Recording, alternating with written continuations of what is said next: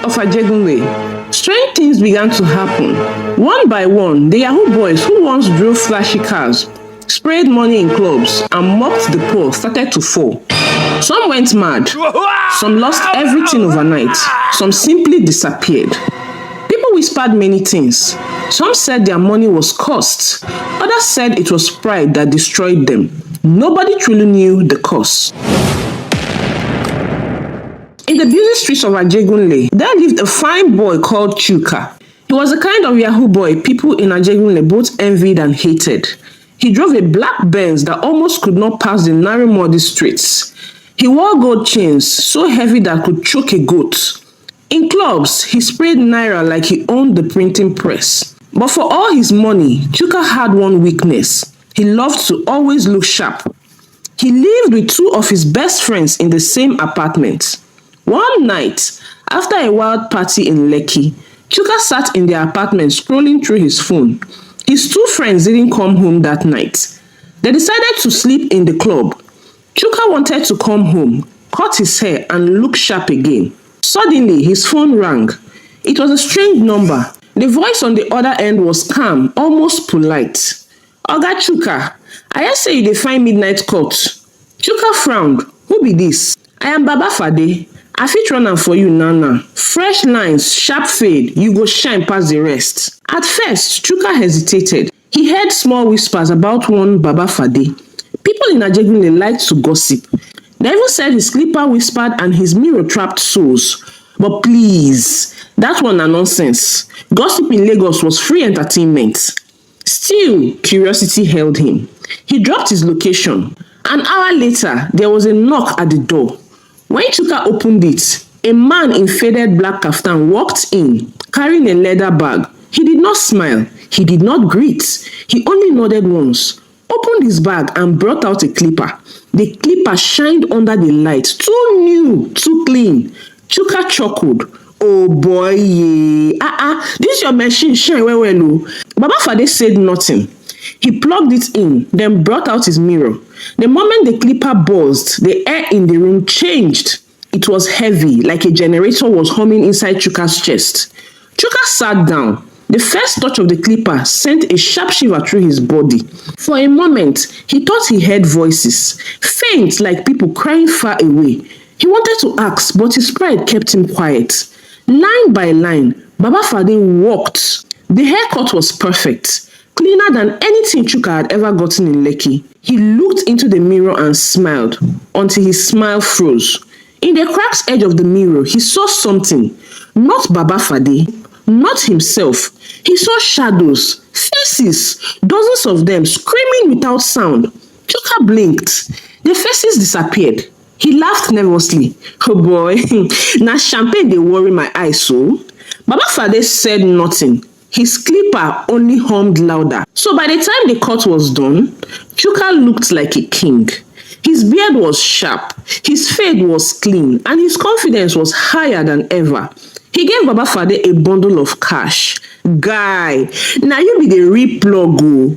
Baba Fade only nodded, packed his things and walked away without a word. Chuka didn't know that something had already begun. For the next 2 days, he couldn't stop admiring himself.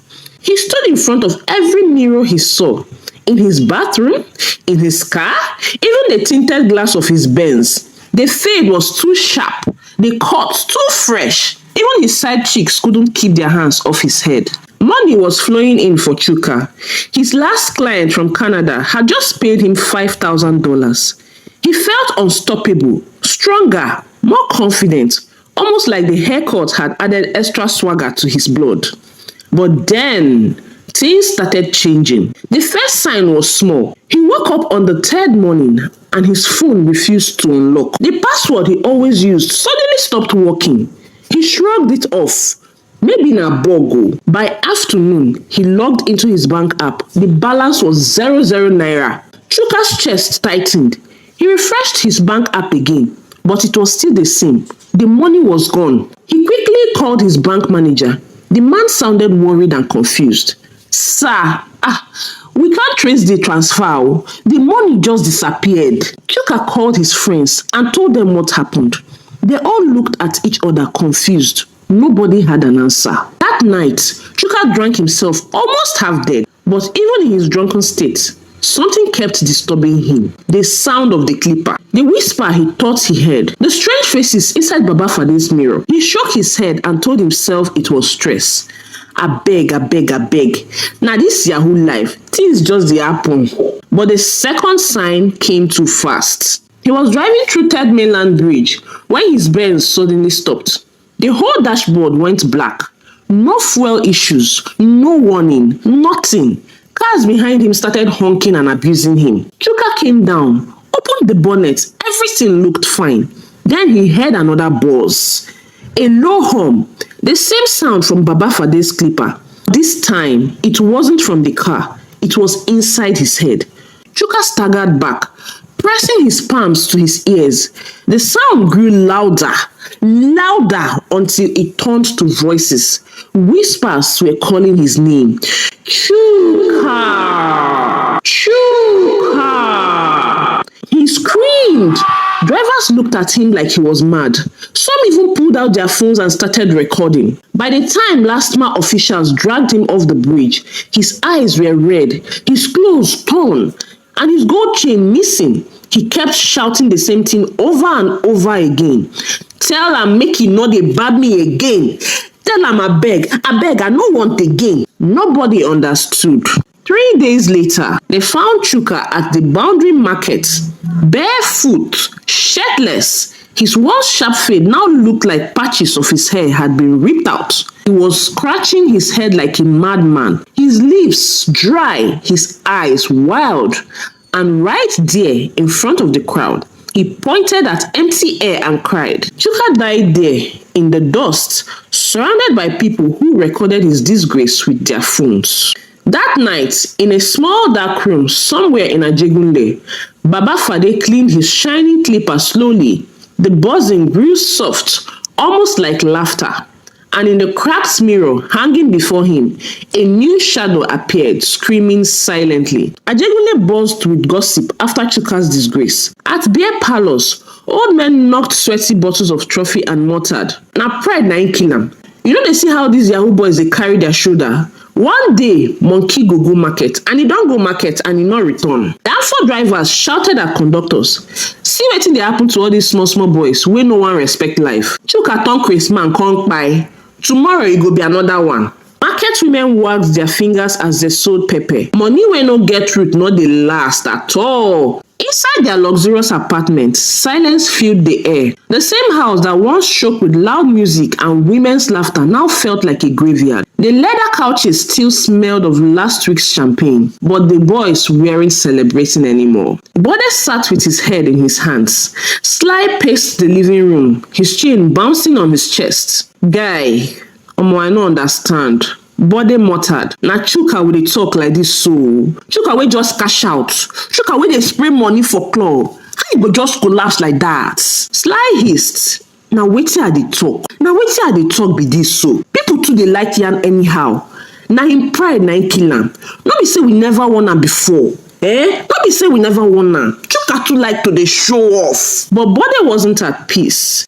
Omo guy, let's move on. Chuka is gone and there's nothing we can do about it. But deep down, though neither of them said it aloud, both were thinking the same thing. Chuka might be gone, but was it really just pride? That night was alive in Lekki. Music boomed from distant clubs and Banana Island was preparing for another wild party. Bode and Sly had both been invited. A few other Yahoo boys were gathering there. Guy, we not fit show up like this, Sly said, staring at their reflection in the big mirror. His waves had scattered. His beard looked rough. We gats cut our hair first. You sabi say those banana girls no dey play. Bode nodded.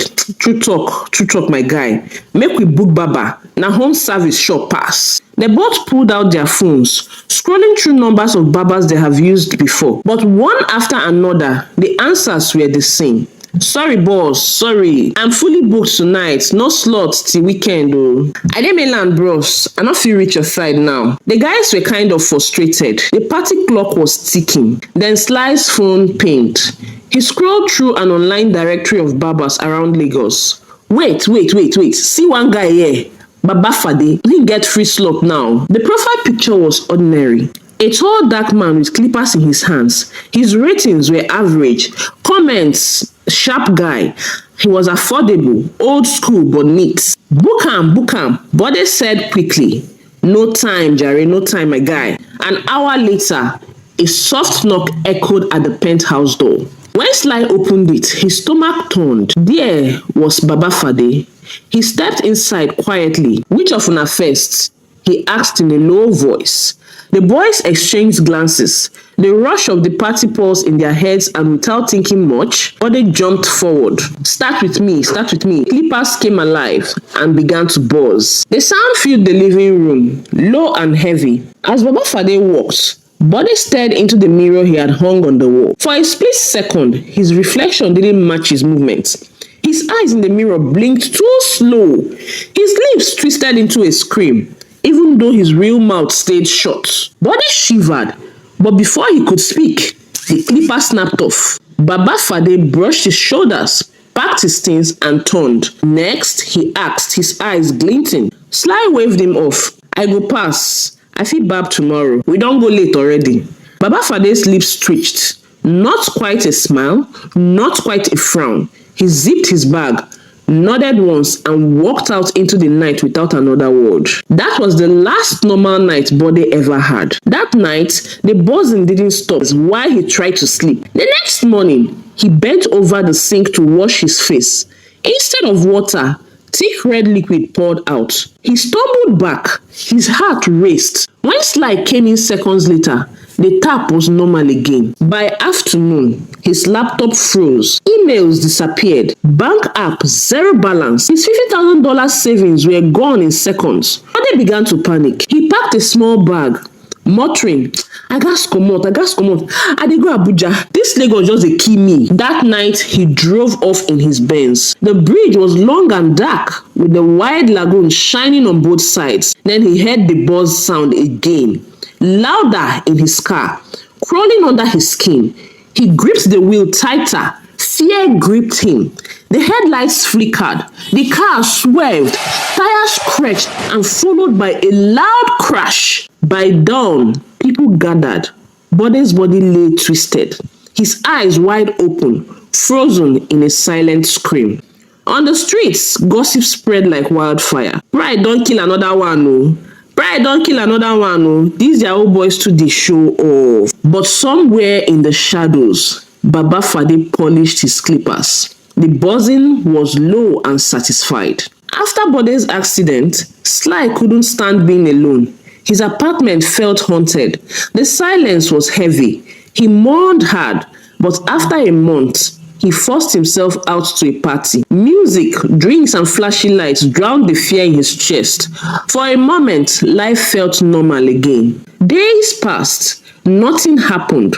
He began to believe the storm was over. One hot afternoon, Sly decided to cut his hair. He called every barber he knew, but all were booked. No wahala, he muttered, I go barb tomorrow. That evening, he drove through the buzzing streets of Ajegunle.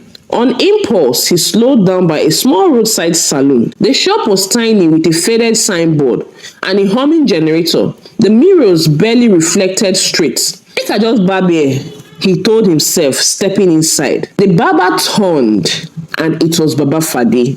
He smiled warmly. Welcome, my brother. Sit down, I go run and clean for you. Sly sat in the chair, waiting for Baba Fade to finish. At first, everything looked normal. Baba Fade smiled, moving the clipper gently across his head. But suddenly, the light blinked. The mirror shook, and from inside the mirror, Sly heard screams. He jumped. What is this? Then a deep voice came from the mirror. You will face my test. If you pass, you live. If you fail, you die. Sly's hand began to shake. Sweat ran down his face. In a blink of an eye, two beautiful women appeared beside him. Their gowns fitted, curvy, their eyes glowed faintly. They laughed softly, circling him like hunters. Look at us, one whispered. We are yours. Their perfume was heavy, their charms overwhelming. Sly's body trembled. His eyes burned to follow their curves, but a warning echoed in his mind. Don't look with lust. He forced his head down. Sweat poured from him as he looked away. The women hissed, fading into smoke. A deep laugh shook the walls. You think you can overcome my tests? Let us see how long you can hold. Suddenly, a strange man sat on the barber's chair in front of him. His eyes were scary and his smiles wild. Cut my hair, the man said. Sly stammered, but I no sabi cut hair. That's why I dey here. The man's smile widened. If you don't, you die. The clippers appeared in Sly's hand, buzzing violently. He swallowed hard, lifted them and began to cut. His hands shook, but he pressed on. Then the man screamed, "You cut my nose! You cut my nose!" Sly jumped back. "But I am cutting your hair." The man's eyes burned with rage. "I breathed through my head, you idiot."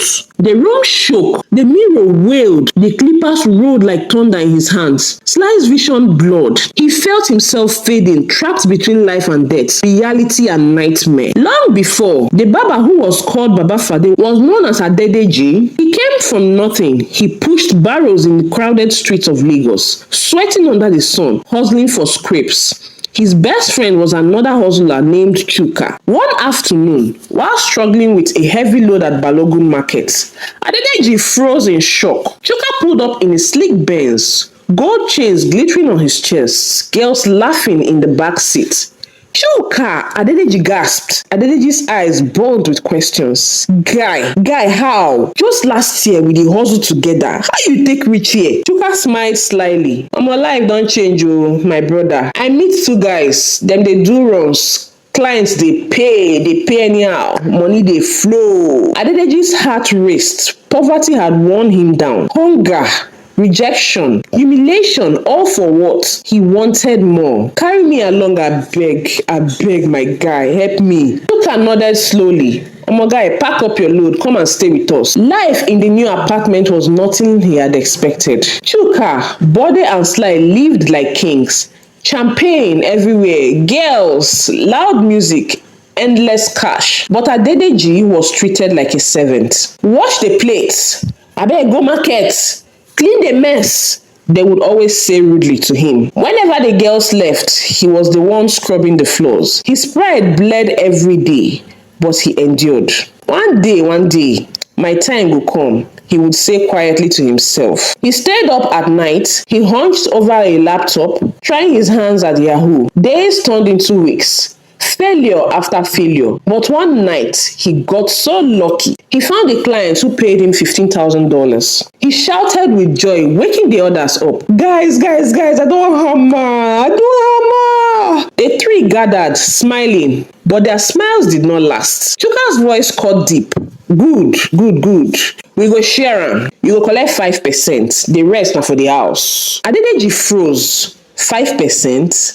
After all my sleepless nights, after all the wahala, Bode shouted angrily, "Now you dey stay here for free. Now the price where you guys pay be that too." Rage boiled in Adedeji's chest. "Una wicked. Una dey very wicked. This money na my sweat." The room went cold. Sly's voice snapped. "You be ungrateful goat. Pack your load, abeg, leave this place now." Before Adedeji could speak, they seized everything. The laptop, the phone, even the $15,000. They threw him out into the night with nothing. Adedeji wandered the streets of Ajegunle broken and bitter. Hunger ate him alive. Fever wrecked his body. One evening, he collapsed under a mango tree. His body was pale, weak, and unkempt. Passers-by ignored him. But then, a tall, dark man in flowing agbada stopped. His eyes were piercing. They were ancient. "You want to leave?" the man asked. Adedeji nodded weakly. The man gave him herbs and water. Hours later, his strength returned. "Now, pay me for saving your life," the man said. Adedeji stammered. I no get money." The man's lips curled. "Then pay with your soul. Give yourself to my master. In return, I will give you fire. Fire to destroy those who wronged you. conspire to make their lives a living hell. Adedeji's heart thumped.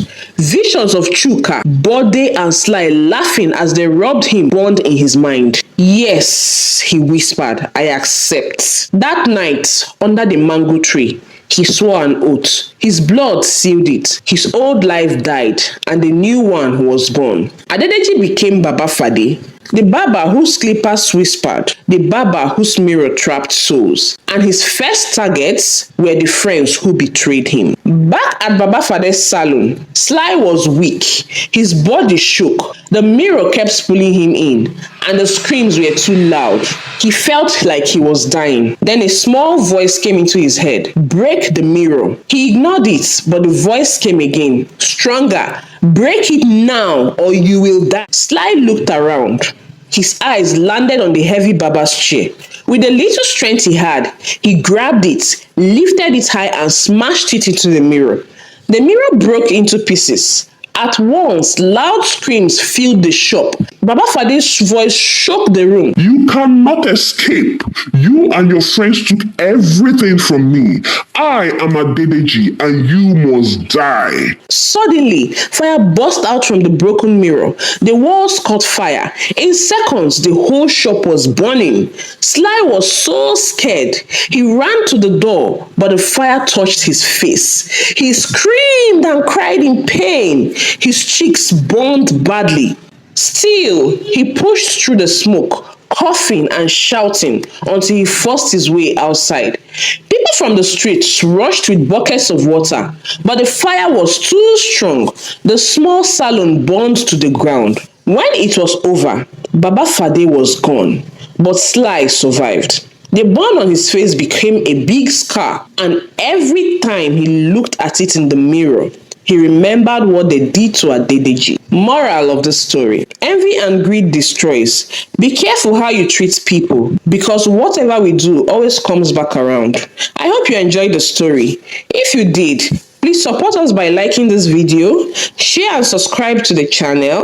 By doing this, it encourages us to create more interesting stories like this. Till we meet again, besties, remain blessed.